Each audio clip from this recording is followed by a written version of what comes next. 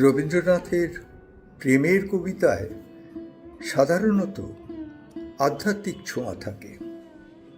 পূরবী কাব্যগ্রন্থ থেকে পূর্ণতা নামের এই কবিতাটি কিন্তু অন্যরকম, তাই এটি পড়বার ইচ্ছে হলো। কবিতাটি এরকম: স্তব্ধ রাতে একদিন নিদ্রাহীন আবেগের আন্দোলনে তুমি বলেছিলে, নত শিরে অশ্রু নিড়ে ধীরে মোর করতল চুমি, তুমি তুমি দূরে যাও যদি, নিরবধি শূন্যতার সীমাশূন্য ভারে সমস্ত ভুবন মোর মরুসম রুক্ষ হয়ে যাবে একেবারে।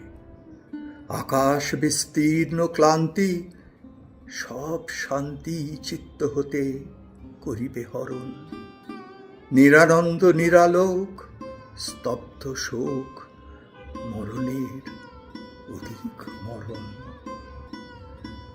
শুনে শুনে তোর মুখখানি বক্ষে আনি, বলেছিনু তোরে কানে কানে, তুই যদি চাস দূরে, তোরই সুরে বেদনা বিদ্যুৎ গানে গানে ঝুলিয়া উঠিবে নিত্য, মোর চিত্ত সচকিবে আলোকে আলোকে, বিরহ বিচিত্র খেলা সারা বেলা পাতিবে আমার বক্ষে চোখে।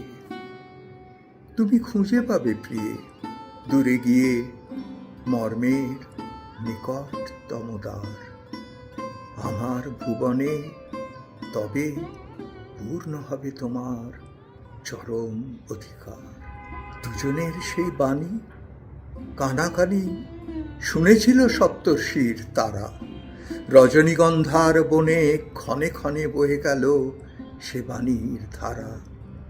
তারপরে চুপে চুপে মৃত্যুরূপে মধ্যে এলো বিচ্ছেদ অপার, দেখাশুনো হলো সারা স্পর্শহারা সে অনন্তে, বাক্য নাহি আর তবু শূন্য শূন্য নয়।